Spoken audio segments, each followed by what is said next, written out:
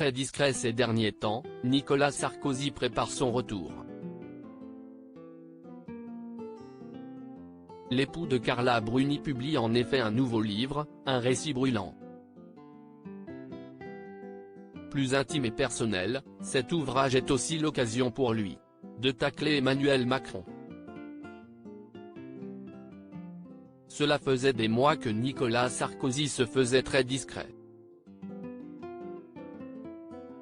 Mais l'ancien président de la République prépare son retour en librairie. En effet, l'époux de Carla Bruni publiera un nouveau livre, le 22 août prochain. Après Passion et le temps des tempêtes, les lecteurs pourront découvrir le temps des combats. Comme le rapporte notamment Le Parisien, Nicolas Sarkozy a voulu cet ouvrage plus intime puisqu'on y trouve des photos personnelles. On le découvre notamment avec des militants mais aussi dans son enfance ou encore avec Carla Bruni. J'ai voulu prendre le lecteur par la main, lui faire vivre ces années à l'Élysée comme s'il avait été à mes côtés tout au long de ces événements, explique l'ex-chef d'État dans ce livre. S'il a voulu écrire un nouveau livre, c'est pour une bonne raison.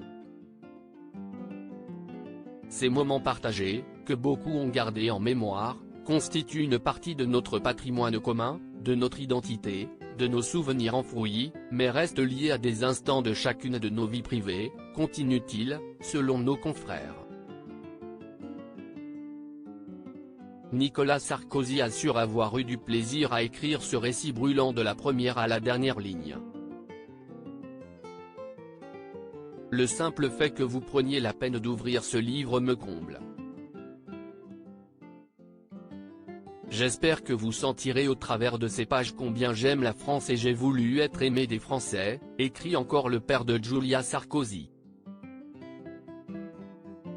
Nicolas Sarkozy se paye Emmanuel Macron dans ce livre, selon Le Parisien. Nicolas Sarkozy revient cette fois-ci sur la suite de son quinquennat, et plus particulièrement sur la période de 2009 au début de 2012. Et il n'hésite pas à se payer Emmanuel Macron. C'est le devoir du président français de conserver ouverte la voie du dialogue avec la Russie, écrit-il. Nous ne sommes pas engagés sur le terrain. Mais nous livrons des armes à flux continu à l'un des belligérants.